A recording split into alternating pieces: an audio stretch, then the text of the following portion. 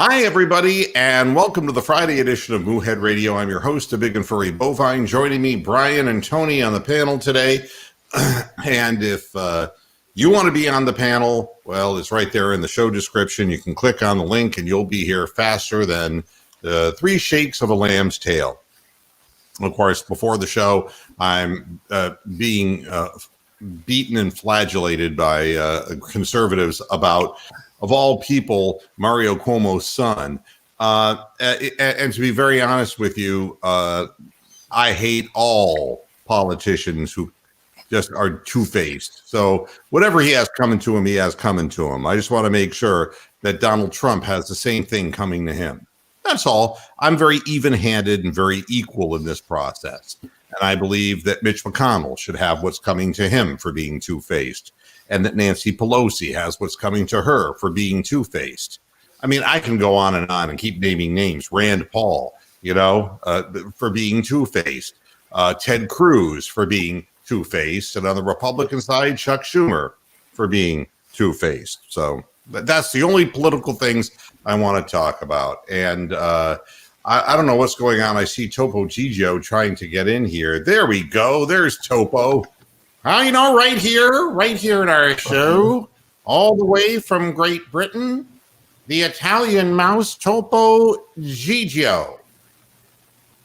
I see you got Kukla Flan and Ollie with you as well. Yeah. I mean, it's Hey, Joe Shipley, how you doing, man? Everything is okay, and I hope everything's good with you too. And thanks for dropping by. I appreciate it.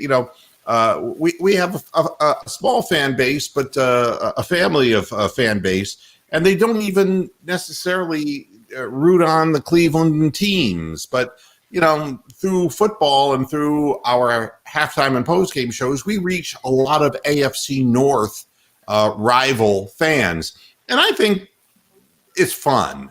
I think it's fun coming in contact with fans of the Ravens and the Steelers and the Bengals, because it's just as important to them as it is to us, and we share this lust for winning. Can I interrupt with a Joe Burrow thing real quick? Sure.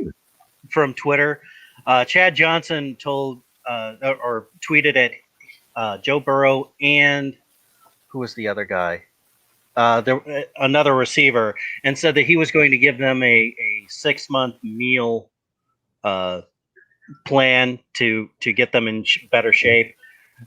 Joe Burrow clapped back. I can't eat McDonald's 3 times a day. He's what? He can't eat McDonald's 3 times a day. Oh, yeah. Well. At Chad Johnson. I mean, no, the thing that was even more amazing was listening to Michael Irvin go off on ESPN. I don't know if you saw that. He was hepped up on something. Even the guys on the show, they were like, why is he so agitated? He was going on saying about Dak Prescott, he is our Tom Brady. He's our Tom Brady. And it's like, all righty then. How agitated was he? Oh my God! He was literally leaning toward the camera, and he kind of looked like Peter Finch in Network. Yeah, that's scary. I mean, he was like screaming skull kind of thing. So I don't know. There's a lot going on. Hey, it's just football, man. It's not like real life. Yeah, I mean, the fact is there is a lot going on in the world of free agency football, and the Browns have, have to come up with a plan here. Do you go with pass rusher? Do you go with secondary person? And if so, yes, yes on all fronts. So do you go after Carl Lawson? He is the guy along with Shaquille Barrett, but the Bucs are going to offer Shaquille Barrett a deal. So that's a non-starter. Carl Lawson for the Bengals would be an edge rusher. But they're saying that it's going to take $55 million in a 4-year deal to get it done, to try to put somebody in the opposite side of Myles Garrett. So you can take it any way you want that. I mean, that's the top name. Okay. When he played with Carlos Dunlap as a rookie in Cincinnati, Lawson had 8.5 sacks and 59 pressures. And he did it on only 361 pass rush snaps. To put that in comparison, Garrett had 56 pressures on 468 pass rush snaps. He might be a guy who would take the double team off of Myles Garrett. And $55 million worth when you have such a hole in your secondary, I don't know. And he's playing for a horrible team in Cincinnati. And would he be more motivated in Cleveland? Or would he become less motivated once he gets $55 million? These things you never know. But, then there's, if you're into cornerbacks, there's Mike Hilton. All right. I don't know. He had his third lowest coverage grade in 6 seasons with the Bills in 2019. He's going to cost more money than a Kevin Johnson did. They're saying 3 years, $23 million for him. Sounds like a guy that would be the president of like NASCAR or something, not a cornerback in the NFL. Nice to meet you. My father's name was Barron Hilton. You might know him. He's a hotel magnate. Me, I'm just a chick magnet. Yeah. Hilton's PFF coverage grade with the Steelers last season was 62. It was at least 72 for the years before. He did not have a good year last year. So, and then there's Terrence Mitchell, to keep or not to keep. That is the question. He is a free agent, and he did a nice job in Cleveland. But, man, if you're acknowledging that that's going to be the caliber of your starter when this guy wasn't even meant to be a starter, that's going to take $9 million, 2 years at $4.5 million a year. They're projecting. So, I think he knows the system, and you gotta have him because our guys get hurt all the time. He gets hurt all the time. With that broken arm in that game 2 years ago, didn't he? Then there's Malik Booker, and nothing beats a cheap hooker. They're saying 1 year contract at $2 million. There's obviously issues here. He gets hurt a lot too. Yeah, quarterbacks have a passer rating of just 86.2 against Hooker over his 4 seasons with the Colts, and he's never had a coverage grade below 65.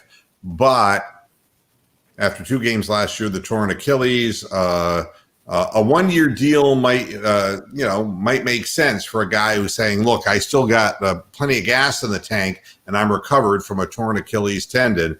And it might be an inexpensive option for the Cleveland Browns. So, you can see that the pass rushing stuff, this is a hard one to call because Lawson gives you a true, honest-to-God guy who can beat one-on-one blocking, and that Garrett can. So that is huge when you're loading the field with cornerbacks and safeties, which is what the Browns are going to do, have 5 of them back there virtually all the time. So, who are the guys at safety? Anthony Harris, 4 year, $58 million. Wasn't really that good last year. Yeah, I mean, he only became a full-time starter with your Vikings in the last 2 years. But these positions, it's hard to find qualified bodies, and the free agent market is, it's that way with pitchers. If Trevor Bauer can go out at 30 years of age and make the kind of money he's making with Los Angeles Dodgers, or Dak Prescott can make $160 million when he hasn't done dick with a team that hasn't done dick that put a team around him. Huh? 160 million in it. Yeah, 160 million, 4 years, $40 million a year for Dak Prescott. So if you're a quarterback, this is. They keep saying, well, it's going to be a problem because of the economics involved. Doesn't matter. If you're a quarterback, it's like back in the days when there were blue chip stocks. You just couldn't fucking lose, right? A quarterback is going to make huge money in the free agent market if he shows any inclination whatsoever. And you know what? The greatest way to make a ton of money is to be the object of desire by the team that has you, in this case, the Dallas Cowboys, and being able to sit there and survey the land around you and let those orders come flying in.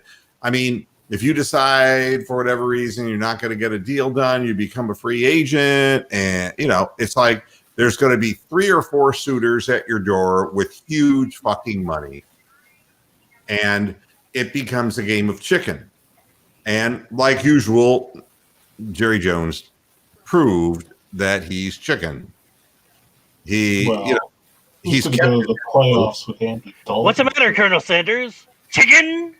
Yeah, right. I mean, so, again, everybody who is a quasi-proven entity in the NFL, the stock goes up at free agency time. And a lot of it has to do with whether you have the cojones. People are saying, you can't let Joe Schobert go. And Schobert goes to the Jags, and the Jags, implode. And the Browns are in the playoffs. Not because of their linebackers, granted. But honestly, I think at this point, I'd rather have Phillips in the game than Schobert. Not that I'm high on either of them necessarily, okay? But still, people complain. Whatever is yours is worth more. Oh, we can't get rid of him. We can't get rid of Larry Ogunjobi. Can't do that. Yeah, he's our guy. He actually had like 3 sacks. We can't do that. Well, somebody's got to have the cojones to pull the lever and try. And it can't be more risky than Odell Beckham Jr. I can tell you that. And anybody can get hurt at any given moment.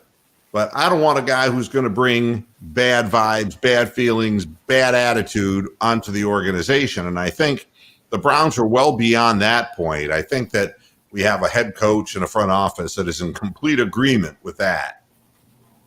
I have a problem. I think that, that Mac Lewis might not be playing with the full deck. I mean, I'm beginning to wonder. He's flaky. And the team. Hey, Mac Wilson, I'm sorry. I've already taken him off the team. And changed his name. Put him in witness protection. Just because the guy went to Alabama, what the fuck does that mean to me? And Trent Richardson went to Alabama. Yeah. I mean, I'm just not excited about people who tweet weird shit out and I don't know, and then underperform when they're on the field.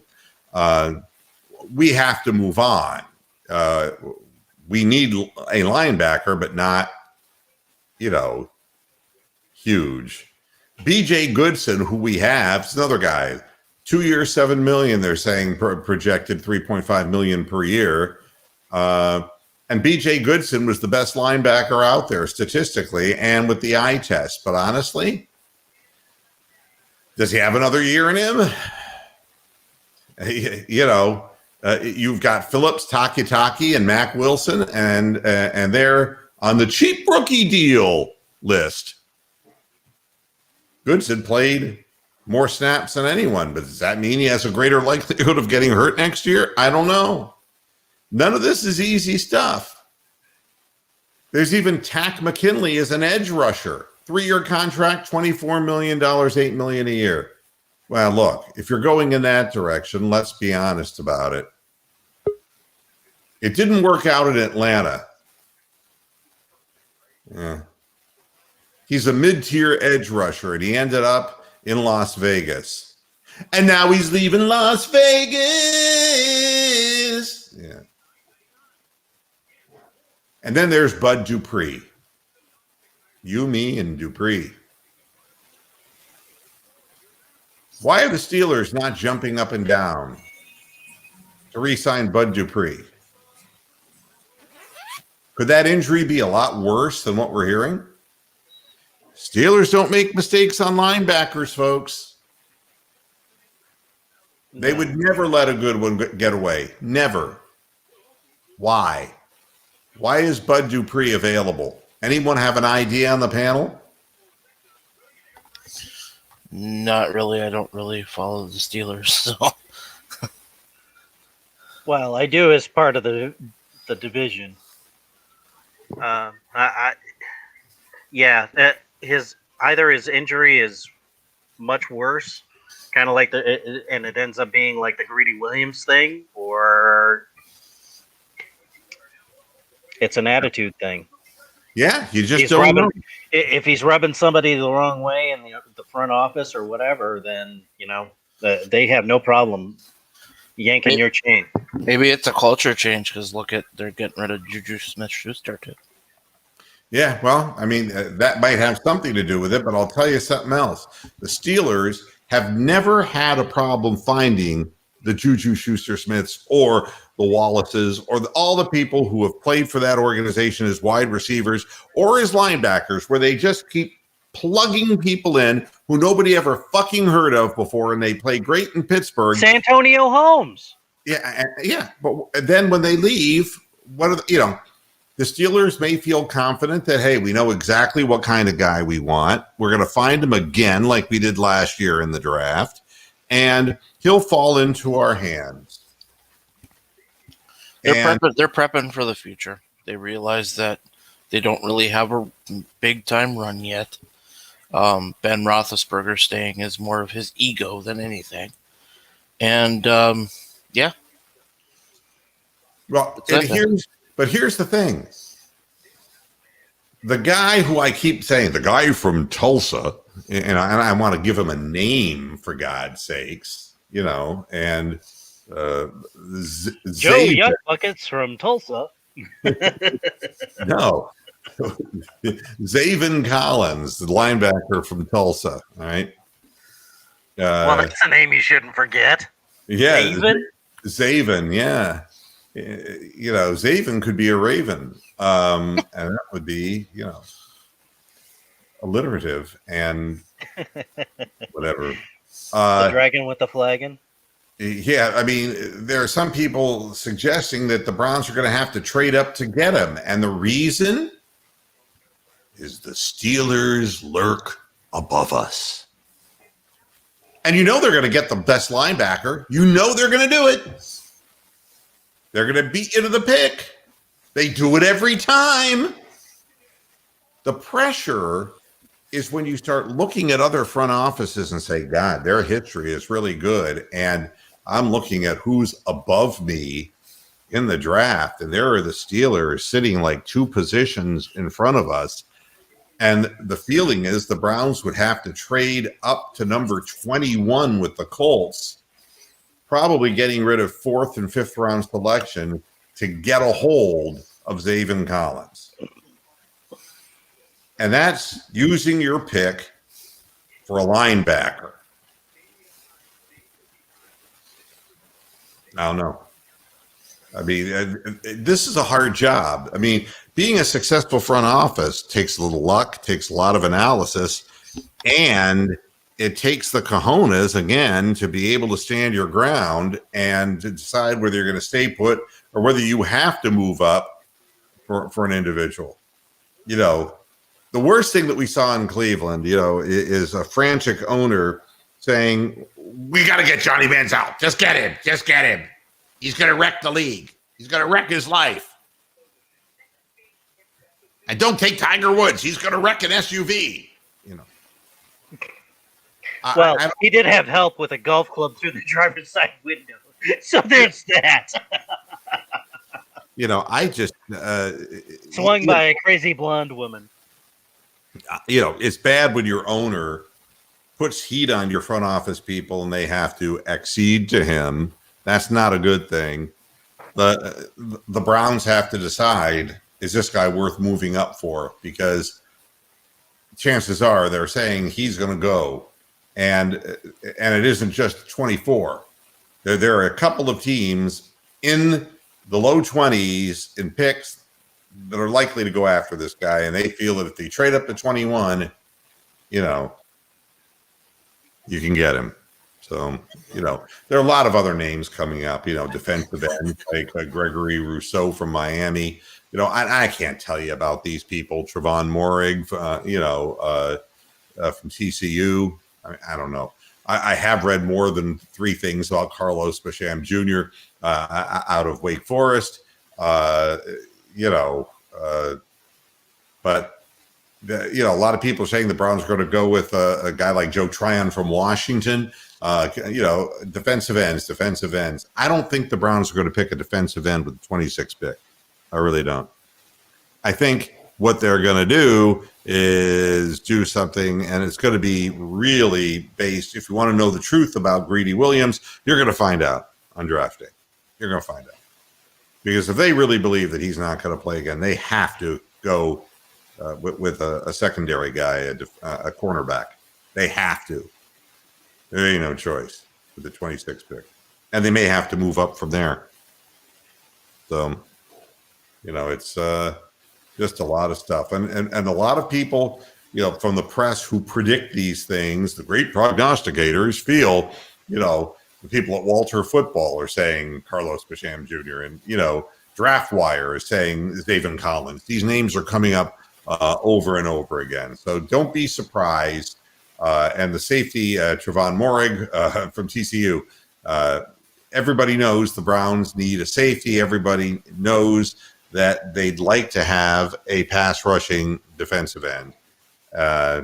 We'll see. But what I would do,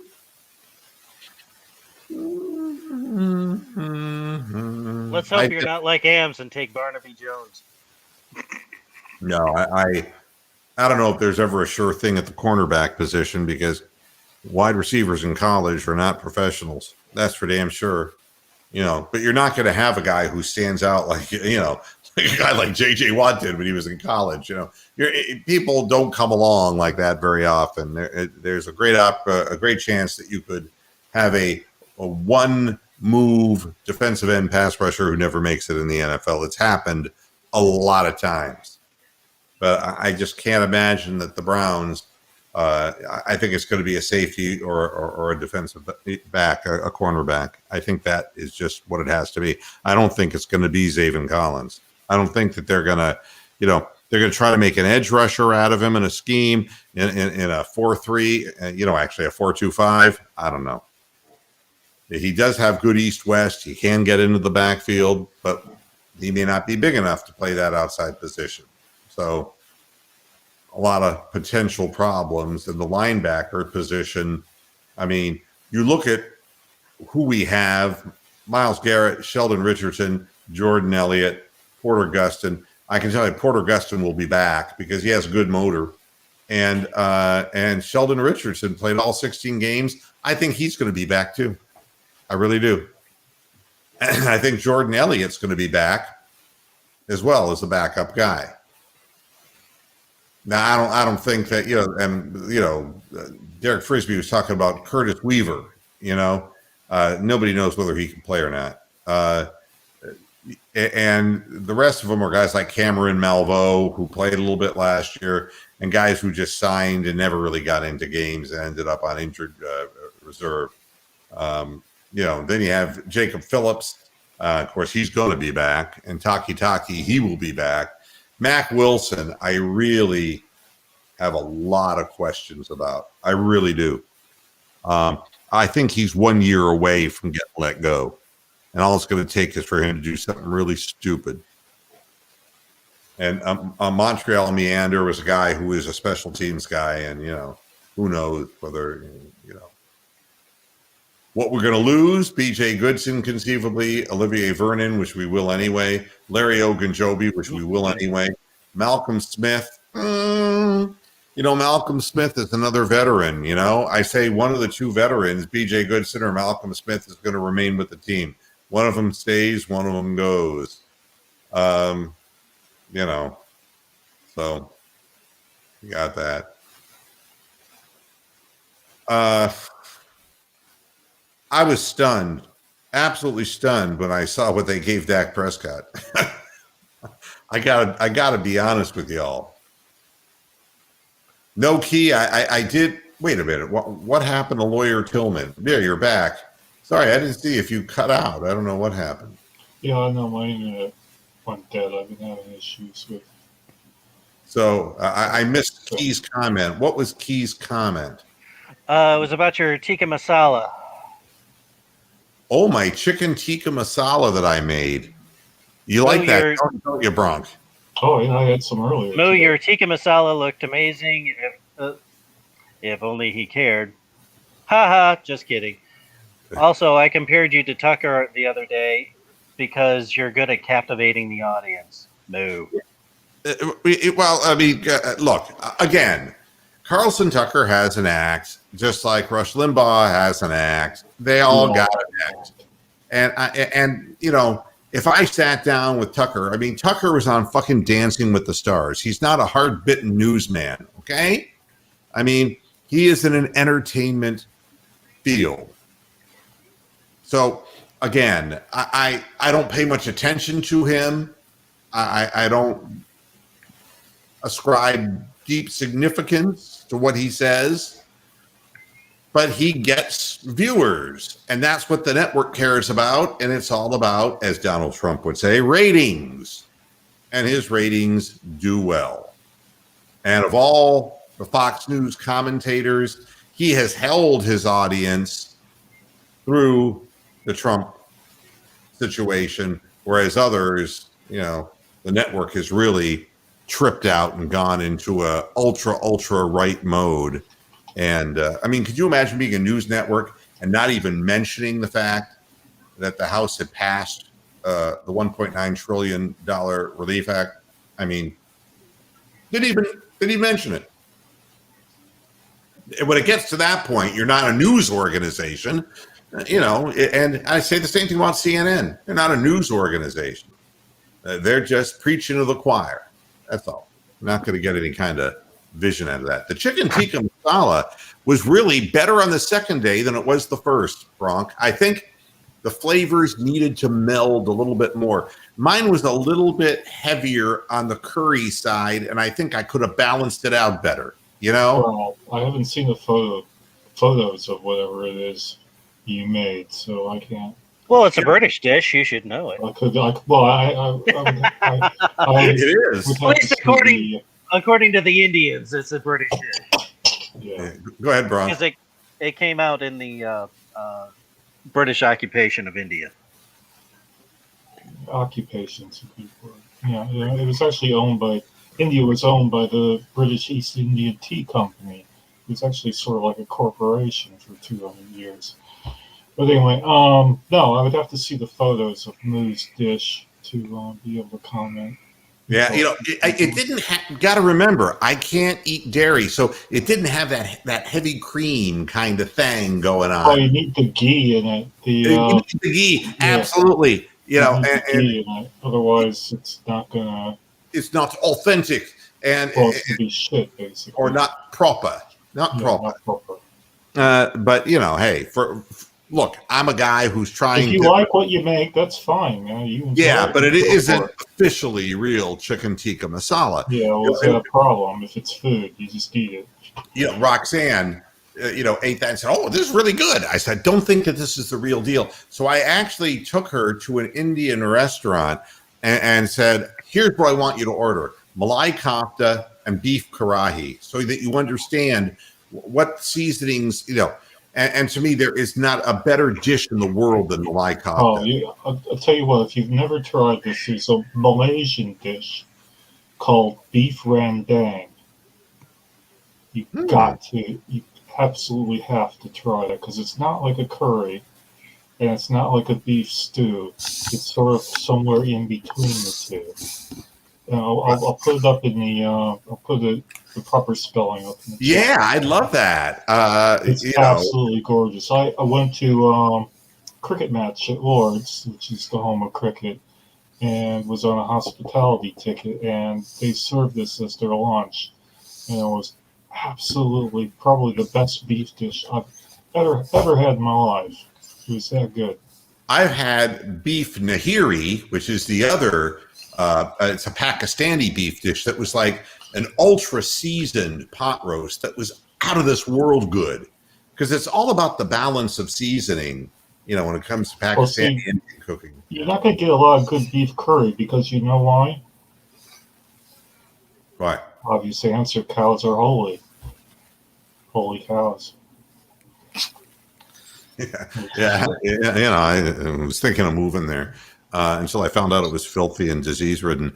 No, it's a lot more modern nowadays. But yeah, they got one of the biggest stadiums in the world now for cricket. They got a stadium that seats 110,000 people. Not to mention call centers. My God, they would have to have the hugest call centers in the world.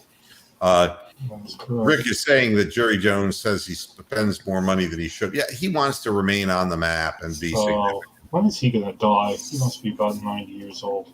Yeah, I mean, Jones. But this will tell you everything you need to know about what has become of sports. And, it was the thing that made the late Joe Tate say, me calling a game, I could call a game today. He goes, it's just the rest of the stuff that goes with it I can't stand.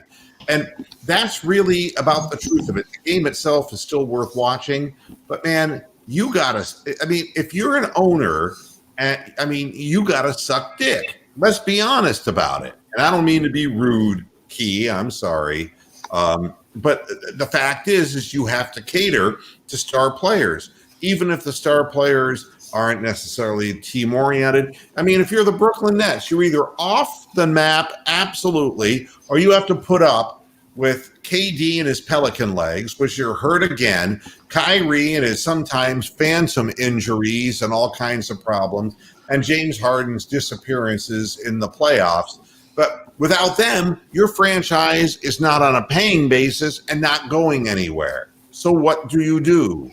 And this is where the Dallas Cowboys would find themselves. The funny thing is they had no trouble forking over money to Tony Romo, and Tony Romo wasn't a big-time NFL quarterback who won the big games. What it's like, it's kind of like, bringing Andy Dalton back year after year and saying, God, we're just this close. And it's like, you're going to keep being just this close, because you keep bringing Andy Dalton back. But what is the alternative for the Dallas Cowboys? If you were to say, fuck it, let Dak Prescott go. What the alternative is Andy Dalton. Yeah, it's exactly right. What do you replace him with? And then the fans are all over you. And it's a no-win situation, because if Dak Prescott goes out and gets hurt, oh, God, it's just our bad luck. Or if he underperforms, oh, God, we're stuck and saddled with his damn contract for 4 years or whatever.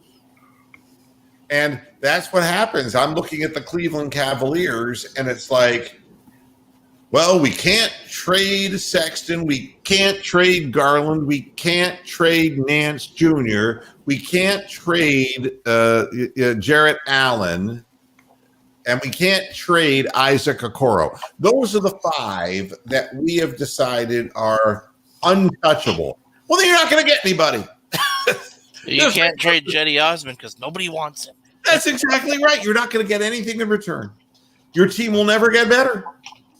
But if you get rid of those players and don't get something in return, you know what teams will do? The big market teams, I'll show you what they'll do. They'll say, hey, you know something? Colin Sexton is available. They'd go. That's what they do. They sit there and pick their nose because they're going to wait. because eventually Colin Sexton's going to be out of Cleveland anyway. Yeah. We don't have to do it now. We'll do it later. And then you get to the last year of his contract. It's the trade deadline. Oh, we'll give you 2 second-round picks for him. Okay. Yeah, and you know, it's like, what could we get? What could we get for Andre Drummond? And you know, yeah, and what would you do for a Klondike bar? I mean, fuck this nonsense. Fuck the nonsense. I guess the way I look at the whole thing is, and it doesn't make a whole lot of sense to me, is why wouldn't a team just wait for the buyout? Why do they have to give up anything for him? He doesn't win anywhere he goes. He's not going to be a starting player anywhere that's in contention. So what does it matter? They're going to have to buy his ass out. That's what they're going to do. So when you're a lousy team, it's easier to become lousier and to stay lousy. You know? And people are saying, oh, I don't know, we should give up that kind of money for Baker Mayfield. Yeah, you have to. Uh-huh. I mean, what are you going to do? If you say, no, we're not going to pay Baker that money, what do you have? And then it's looking back to, Brandon Whedon this month, and then Seneca Wallace the following. Seneca Wallace. I mean, it's the history. The Browns prove that when you make a draft mistake at the quarterback position, a la like a Sam Darnold mistake, you know, you pay for that. You pay for that for years. You know, and you keep getting a shot at a quarterback because your record is so bad. And you take a look at a team like, how are the Jags? How did they get fooled and mesmerized by Gardner Minshew? How is that possible? It's like Ron Burgundy, doesn't it? I don't get it. But you see, once you pick the wrong guy, everything, you know, then you bring in Foles, and that doesn't, you know, nothing works at that point. And the reason, and it's the reason that Jerry Jones doesn't understand. This is not like black dynamite. Dynamite. You know, Dak Prescott can't block for Dak Prescott. He's got escapability, but he's going to get hammered into the ground, and he gets sacked way too often, just like Russell Wilson. These players are limited by what's in front of them, too. And when they sign these massive contracts, the fans just expect they're suddenly going to jump up in efficiency by 50% in every category. It doesn't work that way. And every time the Browns would draft a quarterback, I mean, was Tim Couch terrible? And the answer was, well, we never really got to find out because what was in front of him was the worst offensive line, and it killed him. It absolutely killed him. Yeah. So, and we've seen this happen all over the league. To Carr, when he came in, not Derek, but his brother. David. Yep. Killed him. Just literally killed him.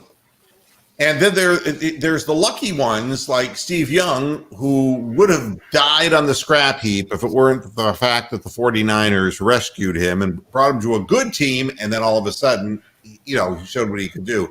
It's hard to know which quarterbacks would be really good quarterbacks if they played with more complete teams.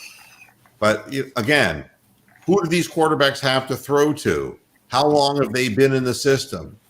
Are you going to constantly replace offensive and defensive coordinators? What, you know, are they going to have to go out on the field knowing they're going to have to score 31 points like the Browns did last year in order to win a fucking football game? Is that what it is? That puts a lot of pressure on that quarterback. I don't remember Tom Brady having that kind of pressure. I don't remember Tom Brady going, oh my God, I'm never going to get the ball back. I don't remember that.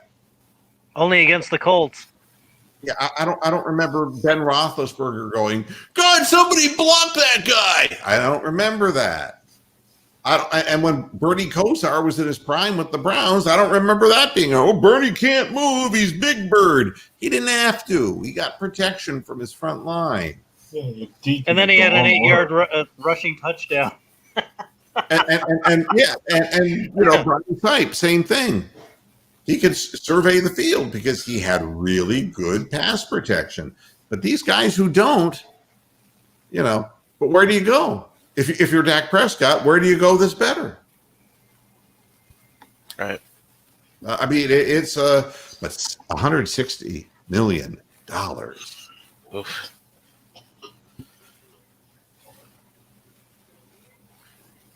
Are we done talking about the NFL draft? Because there was some guy I read on Bleacher Report that had 0.0 as his coverage rating as a either safety or defensive back, meaning that nobody caught a ball on him the entire season. And I think it's the guy from South Carolina. But, I thought Bronk was going to say that was his Wonderlic score. I was be like, oh Jesus. No, I think it's the guy like 6'2", South Carolina guy. If we got somebody like that opposite of a healthy Denzel Ward, that would make our line a lot better because there wouldn't be somebody open every 2 seconds. They'd have to wait 4 or 5 seconds for somebody to get open. Well, the thing is, the teams that we have to beat, first of all, the Ravens, you can cover the receivers and the quarterback will beat you if you don't have a pass rush. Even if you do have a pass rush, you got to contain him. So if you can't do that and he's in the open field, you're going to give up just as many big plays as if he was passing the ball down the field. But we have to draft a linebacker if we're thinking about beating the Ravens. But if we're thinking about beating everyone else, I think we need a cornerback. I agree. I mean, and with the Bengals, they were not protecting Joe Burrow, and it resulted in the worst possible thing that could have happened to him. And you can put pressure on him like teams put pressure on Tim Couch. That's the problem with being a young quarterback going to a team that's a historically losing franchise, especially in recent years. So there's a reason they got the number 1 pick, in other words. I don't know. I mean, pass rushes. I'm sorry? Somebody's frozen. That's Bronk. Bronk is froze up. Well, just hang tight, Bronk. It'll come back. Come back, Lassie. I would also say, as far as pass rush is concerned, if you have an open look to a tight end every time, if your check down is always there, you're never the pass rush is not going to matter. So there is the ability to play up on people is very significant, and you may not prevent the completion, but you can prevent the first down, and that's what you have to do. And the Browns have been lousy at it. There's way too much separation in their secondary. Right. So, oh, did Norm Sherry die? I didn't know that. God, everyone. I mean, wait a minute. I mean, I feel terrible about this, but,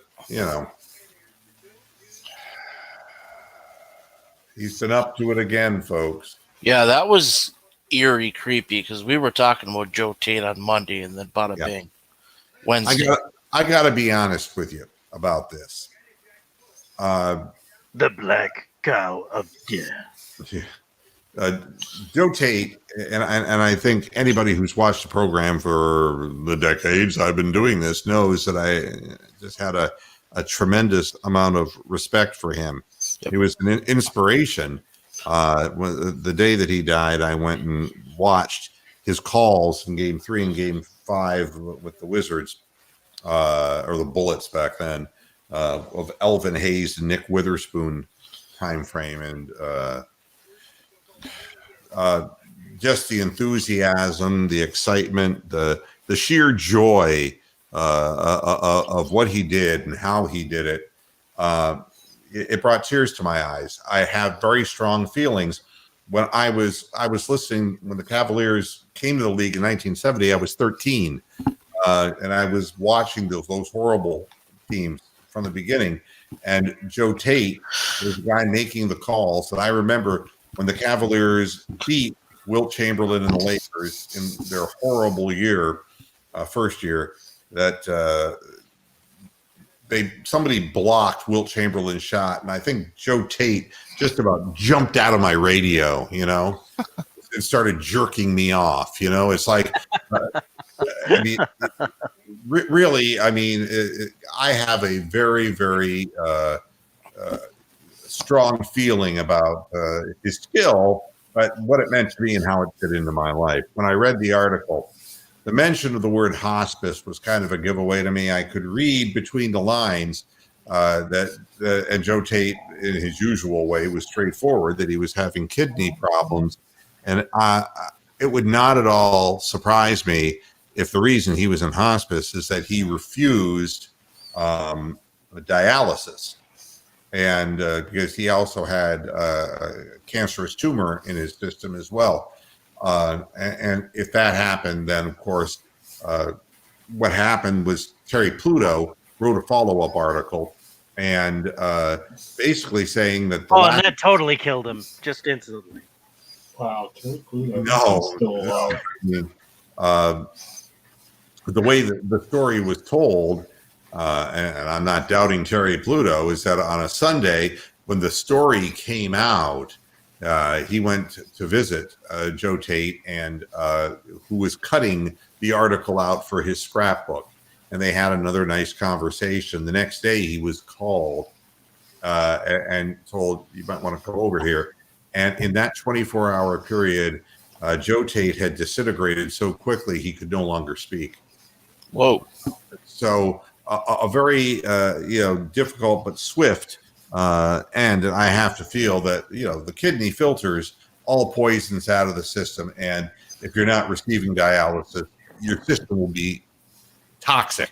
And I think you'll turn yellow and die. Yeah. And I think that's sepsis.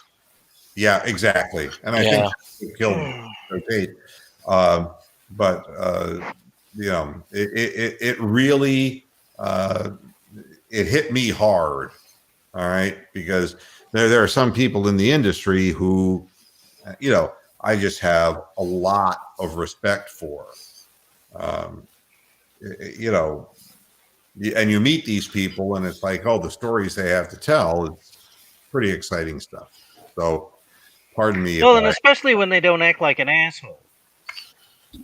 Well, Joe Tate was Joe Tate. And I mean, I've never met any, and I had heard that Michael Regai could be difficult to work with. Michael Regai was nothing but a gentleman with me. And I thought that he was a tremendous play-by-play man, but more of a play-by-play / color guy, because he was very, how would I put it?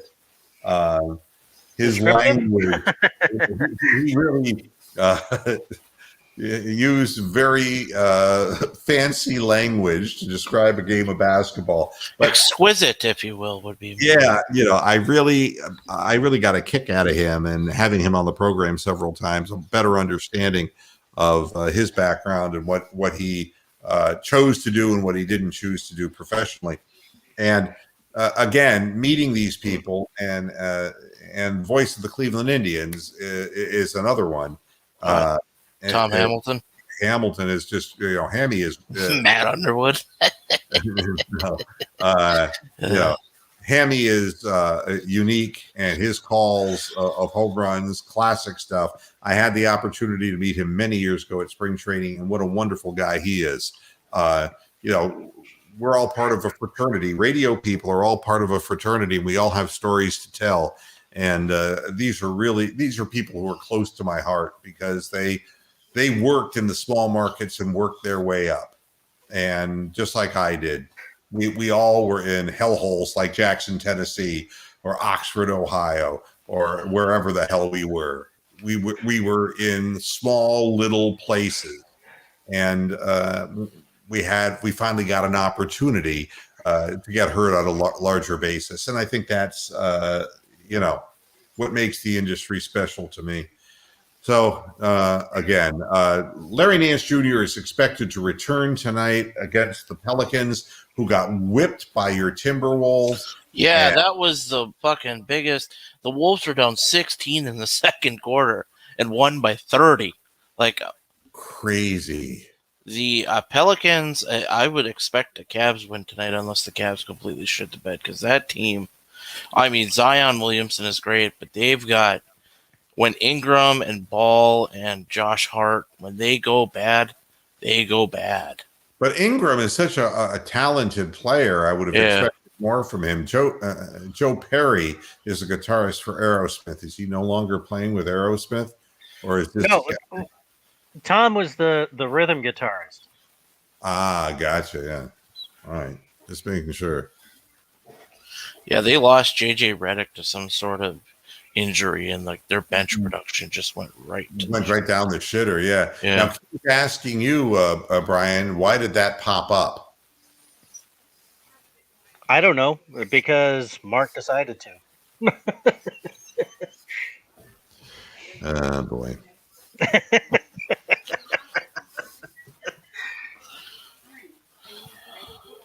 Oh.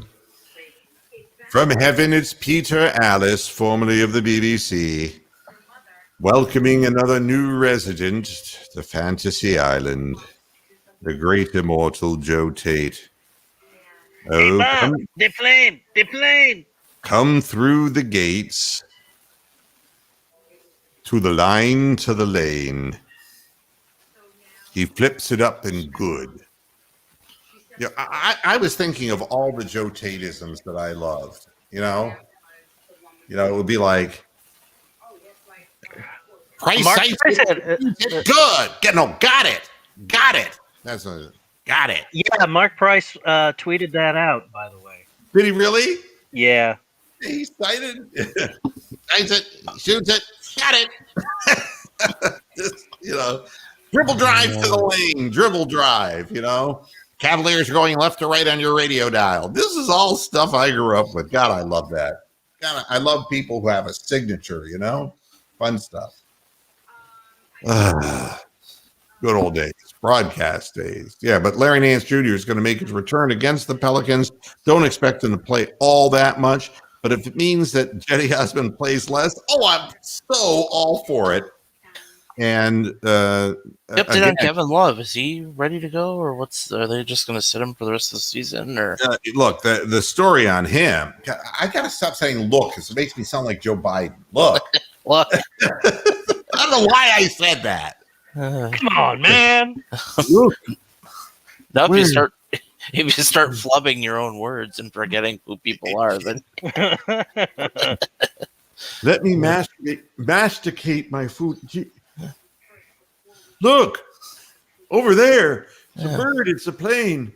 No, Van Gundy was pissed off, Rick. Was pissed off at the Pelicans. And it's like I've been saying about, you can talk Zion all you want, but, you're 14 and 19, Stand Van Gundy, look in the mirror. Actually.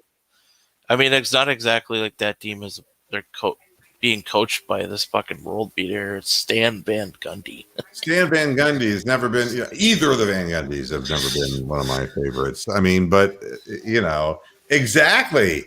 Wham with the right hand.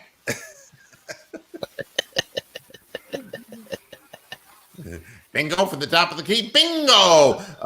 Yeah, so many of them. There's so many of them, Virginia, there is a Santa Claus. And his name is Craig Elo, remember? Oh, my goodness. Memories. You miss the days of the good play-by-play guys, because now it's like you watch Monday Night Football and you get Booger McFarland, and it's like, God, I know. what the fuck? Well, I mean, every era has had one. Do you remember Johnny Most from the Celtics? He sounded like he had throat cancer. Johnny Most? Yeah. Do you remember him? Potsy from Happy Days. No. Johnny Most. Come on. They were happy days, but not like that. Cultural reference and whiz it by a cow. No, do you remember the call when the Celtics came back and won? It's like, everybody the ball. This is what he sounded like. It's like, Larry Bird steals the ball. It's like, but people in Boston loved him, Well, who was the announcer for the Steelers that had that voice that drove you fucking nuts? Oh, Myron Cope. Oh my God, Myron Cope was the biggest fucking whiner I've ever heard in my life. But if you're from Pittsburgh, it was as great as a Primanti Brothers sandwich. It's where you're from, and Myron Cup. Oh my God! Did you see that holding on the play on the field? I can't believe the referees missed that one. I mean, it's like, oh my God. I mean, I had to listen to that driving back to college. The Browns would play the Steelers right around Christmas time, and I'd be going back to UMass, and I'd be on a Sunday driving back, and I'd time it so I would be able to listen to the game, and I'd listen up to about Youngstown and Sharon, Pennsylvania, and then I'd switch over to the Steelers broadcast so I could listen to as much of the game as possible. It was beyond tedious listening to Myron Cope. I mean, it was, it was just like, They didn't give the ball to Franco. I can't believe it's like, you whining son of a bitch, shut up. Now what do I have? It's been fucking invoked. Hey, how you doing, Bronx? It's me, Dwayne Stats. Oh no! I just love doing this.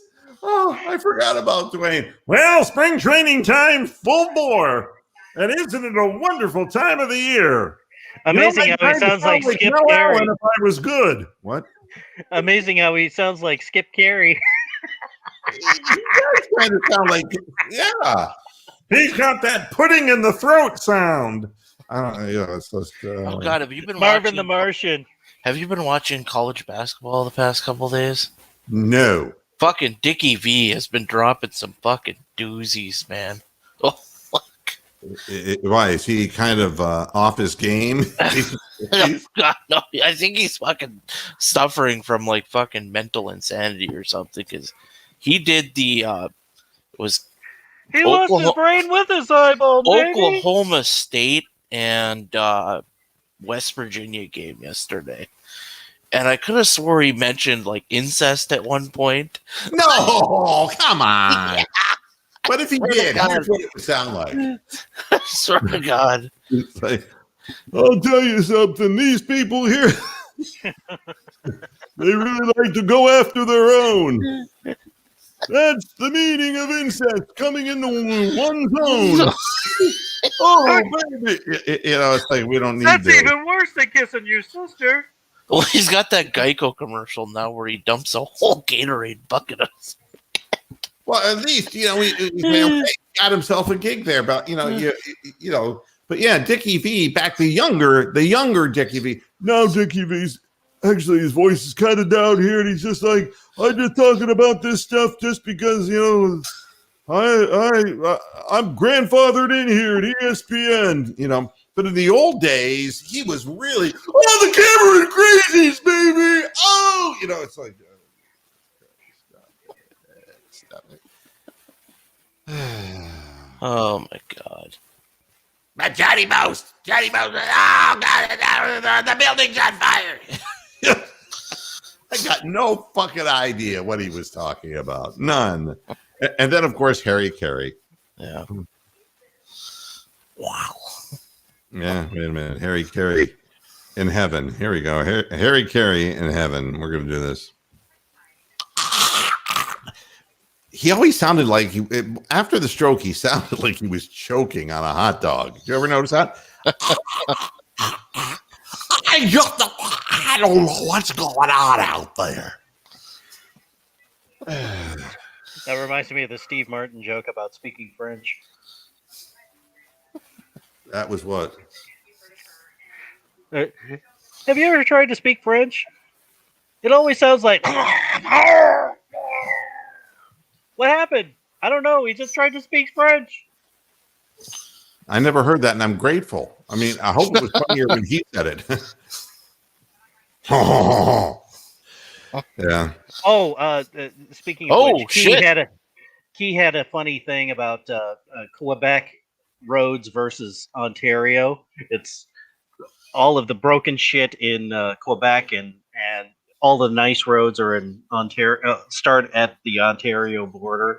So I said something like, "We prefer cobblestone streets." Oh ho ho!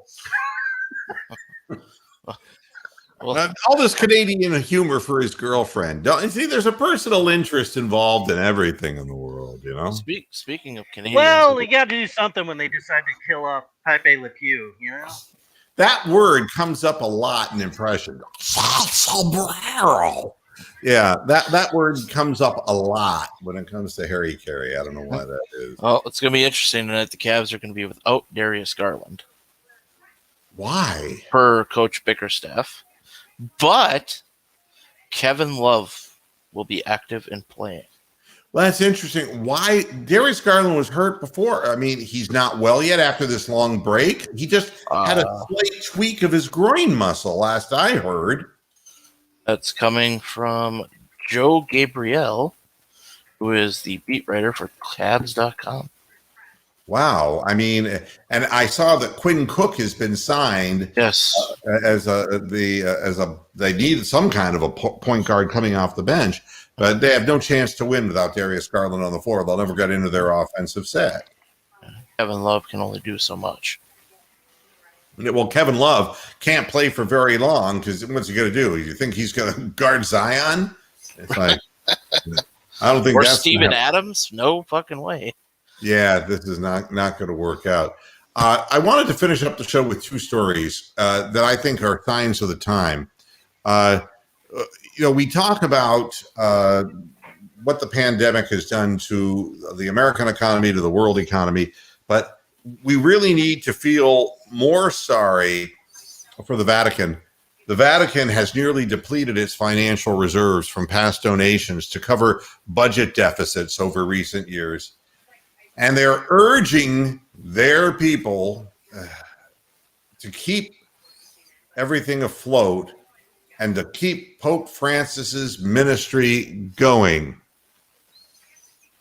So it's going like the PBS route, you know? It's like, for a $1,500 contribution, we'll give you a child to have sex with. That's the Vatican. I mean, the Vatican is going out of business. For $25,000, you can have a personal blessing.